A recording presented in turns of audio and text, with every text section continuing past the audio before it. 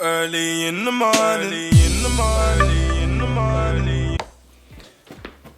What's going on, the people? It's your boy Cam, Topical Juice, and we are back with the last Love Island video before summer hits. Alhamdulillah, you get me?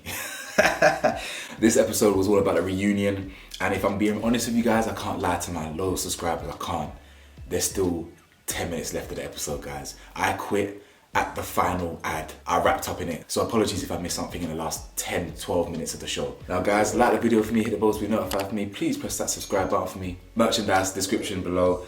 Let's get into this. I'm gonna make it pretty fast. All the couples, they basically show what they did immediately after the villa. With all their set up parties and thank you for taking me around your city when it's all been planned by Love Island producers and all these things. When they've got official Love Island balloons, you know, the ones there. I don't know, but Kai just planned it, you get it? So yeah, they all land back from the plane and they're all holding hands and it's proper, it's like being back at the villa, they're all in a line. Fam, if you come home at Heathrow, which I'm assuming I'm assuming that's where they landed to, is there not gonna be more people like walking back with you? Are you the only ones on the plane? It's just so jokes, and they all just came in hand in hand, singing Kumbaya together as they landed, and it's just no one else is behind you. The episode starts with Sam and India picking their top 3 moments in the entire villa, right, in the entire season. And the first scene they picked, or the first moment they picked, was Cynthia getting mugged off by Casey at the Casper Moore recoupling. Was there no other moments that were better than that? I just thought that was a little bit, as Ron would say, I thought that was a bit rogue. Was that really a scene that we needed to be reminded of? I mean, listen, I'm not saying anything other than that just wasn't a great, surely there was better scenes than that. The next scene they pick is Keenan confessing his love for Rosie. Fam, again, there was no other better scenes in the entirety of the season than those two. Any scenes, any forgettable scenes, who cares about Keenan? The final moment they talk about is Tanya and her speech to Shaq, where she mugs Martin off. That's a key pivotal scene. That's a moment to remember. The other two are not moments, very weird, but I mean, I suppose they are, but we then had to vote for the island's shadiest moment. Now guys, I'm gonna cut straight to the chase on who won. It's the person I voted for. I actually wheeled up the app and voted for Casey snaking Will, and I'm so glad he ended up winning that award, because the level of snakery, skullduggery, the snake duggery going on there was insane, man. So they bring Tanya and Shaq up, and I'll be honest with you, I felt sorry for them still. I'll be honest with you, if I'm being real, I felt a little bit sorry for them, because you could tell they were a little bit nervous with probably some of the backlash that they've received since they've been here. Now, listen, it's what it is. Like Tanya, the way she came across anyway for many of the episodes was unsavory, but at the end of the day, fam, the show's done. You know what I'm saying? Let it go. All the hate, alleged death threats, all these things. Fam, do you not have a life? As in, my anger or my emotion towards people or the characters that I see on the show are reserved for the hours of 9 p.m. to 10 p.m. At a push, 10:30. Other than that, I'll forget their names in a week or two, genuinely. So it's no hard feelings if you come across this, by the way. No hard feelings at all, but man will forget your name straight away. One of them ones, innit? Love Island fame is microwave fame. Hot and cold, you get me? So it's one of them ones, but you could just tell they felt a little bit awkward, you know, they weren't really all that. But we see what happened with them. He starts showing her his city, allegedly. London's my city. Yeah, he showed her London, made breakfast in bed with her, all that stuff, and waved at a couple fans. And some of Tanya's friends are kind of sweet, or one of them was sweet still, but yeah. And Maya basically asked them, do you regret saying I love you within 3 weeks? And they just say no. Whatever. Now we get to the first and probably the main juiciest part of the episode that could have gave a little bit more, but at least we got something authentic. Maya, because the producer said, fam, we need some sort of spark, and Maya being Maya, she don't care, she don't mind twisting, you know what I'm saying, stirring the pot a little piece. So they bring Martin on stage, and Maya says, yo, is there anything you want to say to Martin, or Martin vice versa, about wagwans? Say your piece.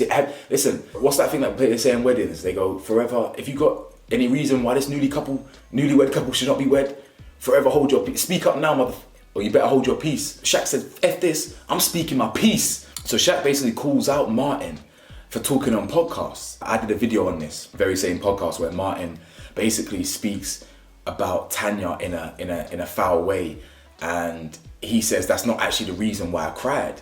So he's basically calling out Martin on live television saying, yo, like, what are you doing? I think it's disgusting. That's why you talk about women.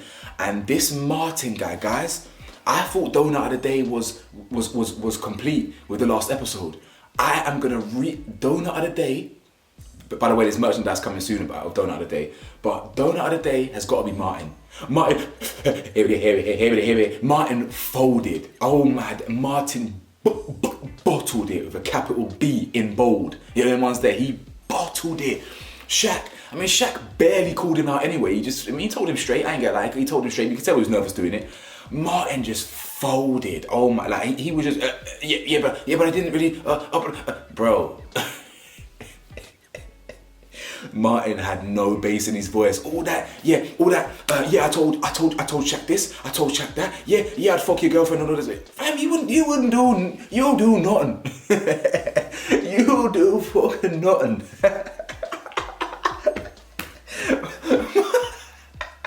Martin, you ain't about it, man. All that woofing and loud, his energy, the way his balls, yeah. The way they shrunk was hilarious, man. It genuinely was hilarious. Like, he was shooketh. Genuinely shook. Like, Shaq, you could tell Shaq basically says, oh, I was actually upset. The reason I cried is because I was upset about the whole environment and I was missing my family. I was like, I mean, I don't know if I buy that PR, but at the end of the day, all I care about is Martin just folded. He was fumbling his words, Maya stirring the pot saying, who was there? He basically said Max was there. So he even snitched, he tried to snitch on Kai, said Kai was there, but I don't think he was listening. Fam, you're just a melt. The camera then pans to Jordan, Zara, Tanya and Spencer, and as we've seen from a couple of the blogs and that, is Jordan and Zara are now dating. Good for you. Tanya and Spencer are now seeing people as well. Yeah, they're seeing someone. Yeah. In the 3 weeks they've been outside the villa, they're now seeing people and all these things. Fam, it's just funny. So we mean realistically, they've both probably been on 2 to 3 dates with one person. Is this what seeing people is these days? It's no wonder I've been single for 6 years, bro.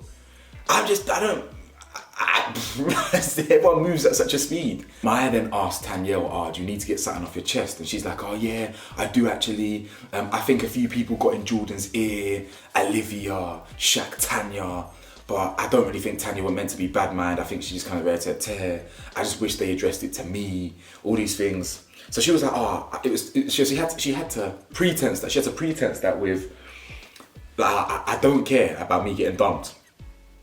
I believe it's my time to go. But when it's about, it means that's probably what they're really thinking. But people got into people got into my man's ear, etc. So yeah, I don't know. I thought maybe Tanyel, big mouth, straight talker Tanyel was gonna come a bit harder than that as well, but whatever, I suppose. Then the camera then pans to the Casa Amor people, and there was some sort of discussion there. But the next part of the discussion was, one of the boys, no idea what his name was, no idea he was even in Casa Amor, bro. So I'm telling you, I forget all about them. He had gone on a date with Layla. Not really a date, but gone out clubbing with them. And obviously, he ended up getting with Layla's friend. Obviously, it's not that deep. It's just probably one of them ones where they were going out together. They're not. It's not that deep in it. They were just going out together. He got with a friend. It's just funny. A man said, "I'm in a dog ass. I got with my friend." That's actually hilarious, bro. But clearly they're not seeing each other. It's just a thing. It's just a fling in it. They're just probably beating or something, and then he's gone out with them, kissed a friend. And you should be looking at your friend as well. You get it. But anyway, I'll be honest. Tom and Samie, they show their after villa. They go football training, local pub, boring as hell. Yeah, it was boring. Yeah, she had her eye on Ron and Kai. So Maya asked Tom, "Do you think you led Lydia on?" And he goes, "Nah, I don't really think he did." He goes, but he says, "Oh, if I hurt anybody, I hold my hands up. Yeah, I didn't mean to hurt anybody." Sawdust Tom, he's hilarious, man. Because I walked out with Samie, so that's literally what he said. He says, like, basically, I walked out with Samie, so whatever it is what it is. Like, I won the pot. Sorry if it's my bad if you lot feelings got hurt in the way as well. They basically bring Zara, Ellie, and Lydia on, the girls that Tom had been with, and Tom just says, "Listen, we weren't compatible." Zara just says, "Listen, we weren't compatible." She keeps it stepping. She's busy with B-Tech, B-Tech Obi. Is that his name? Oh, was it? That was his name, innit? Lydia's happy for them as well, and Ellie says, yeah, you know, she's happy for them together as well. Again, this is one of the funniest parts of the episode. Yeah, Maya asked them, what do you love about each other? And he goes, we'll be here all night. We'll be here all night. Yeah, Sawdust Tom, we'll be here all night.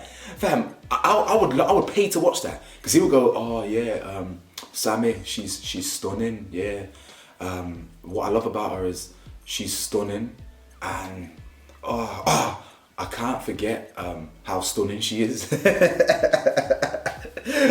Sawdust Tom, man, you kill me, bro. Ron and Lana then have their scene, and fam, this Ron and Lana dynamic, bro, I give it 2 weeks, and it's done. Like, there's just something about, like, I believe he's way more genuine than he was made to be portrayed, but there's just some things he says that are like, I would get what you mean in that situation. I can see what you mean in that situation, but it's just the consistency. He consistently says things that I look at him with a side one eye. You know what I'm saying? One of my eyes is looking at you booky, like, you know what I'm saying? I just don't trust the guy, man. His dad comes in some constructed narrative, some constructed overproduced scene, and how was your meal? And get out of here, dad, man. Always in the scene, always in the video like P Diddy, man. Now, so don't let me call Suge Knight and boot you off stage and that. Like, always in the video. Why are you in the video, bro? And he basically says, yeah, at the party, I just left Lana to it so he could chill with the boys. There's 2 ways I can take this, innit? The first way is obviously, listen, they know what they've got together, innit? They know what they have together. They trust each other. They say they love each other. She's his missus. They're actually in a relationship, so they don't actually have to be holdy-handy and all touchy-feely right now. And they haven't seen their family in a long time. They want to mingle. So I get that side of things. But it's just like, the way he said it was just kind of like, it wasn't that he was leaving her to her own devices, even though she took it that way. The way I was taking it was just that he's ready to wrap up, bro. He's ready to just do the kiss babies, shake hands, wave, you know what I'm saying, in front of the public, and he'll be drilling like a mechanic, bro. He'll be drilling next things, like other gear. He's got a nice house as well, boy. You know, he comes from, you know what I'm saying, money. Also though, when he was doing Tour de Essex, Tour de Colchester, or wherever the hell he's from, he pointed out a boxing gym that he trains at. Now that's very interesting, because we didn't get a sniff that Ron boxed until then. And that would actually make a lot of sense that he boxes. That's why he's got a calm temperament, where he doesn't want to kick off, where he likes to diffuse things. Whereas Shaq and the rest of them, now don't get me wrong, Harris, he's the opposite. You get 2 kinds of boxers. Mainly Ron's type, or my type, ones where you've been boxing for such a long time. You don't want to use your hands. You don't want to fight. You channel your aggression in the bags and the mitts and the sparring. You don't need to fight in it. You know the damage you can do with your hands, and the damage you can do to yourself. Trust me. But you've also got the Harris side, where you're a bit of a hothead and you're kind of immature. Most people are like Ron, so that would actually make sense that he boxes, because he doesn't really want to fight. And it would have been interesting if people really tried to stick it on Ron in that video. Ron would have ironed them out. Yo. But he basically talks about the argument that they allegedly had on the plane back. Apparently he was too drunk. So again, first time, bro, if that's his first drink outside the villa. Because remember, they don't drink like that in the villa. Maybe have a 1 glass max, that's it. But that's his first time getting drunk, and they argue. And they're finished, bro. They're finished. They're talking about, they don't do PDA, who cares? They then show the scene with Rosie, and Rosie stands by it. And what's funny is the crowd actually low-key boo. Like, they go, oh yeah, I stand by it. It was just a misunderstanding, blown out of proportion, and we don't need to talk about it right now. Fam. Or she's like, we don't need to talk about it at all, ever. Okay, you better hold them boos then. Trust me, and I'm glad that the crowd were like, wait, like, no, don't really, you get me? You should apologise for stirring the pot unnecessarily. They talk about future plans, holiday, all of that. The Three Musketeers, the Free Rainbow Clan. They talk about who's a better kisser, Rosie or Tom. And Casey genuinely was shook to say Rosie. He was like, oh, I've got a big 6'5", hunky, handsome, gorgeous man next to me here. I better say Rosie though, just in case, you know. Politics. He would love to lips Tom again right there, right now, live camera, 100%. Will forgave Casey for being a snake. He somehow worked his way out of it, and they call Ron the gift of the gab guy.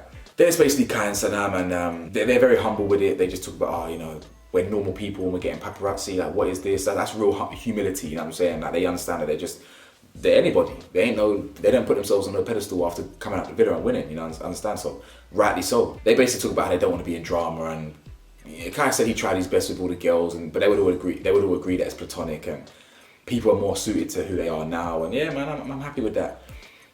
They showed a recouple where Olivia mugs herself off, and Olivia's also happy for the two of them, whatever.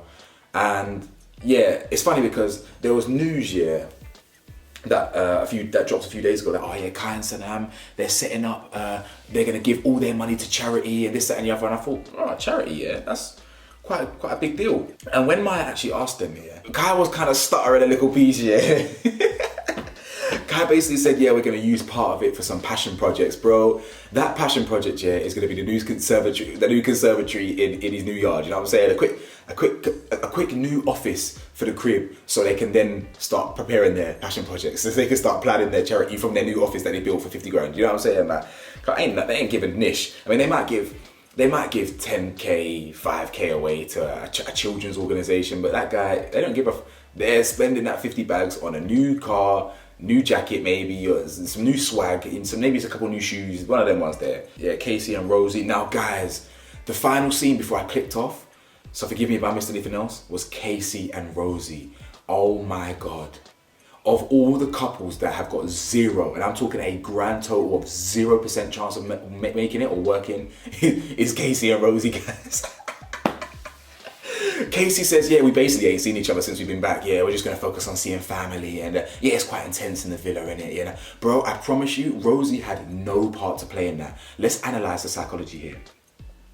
This was entirely Casey's decision. And the reason for that, is Rosie encouraged Casey to be the one to answer that. She's done that. Cast your mind back, she did that in the villa. She's done that before, where she doesn't really believe in something, but she'll be like, oh, Casey, you can say it. Or something like that. I can't remember exactly the example. Someone remembers, put it in the comment section. But that was exactly the same thing. So Rosie probably had all intention of doing this and whatever. Casey said, we're out the villa.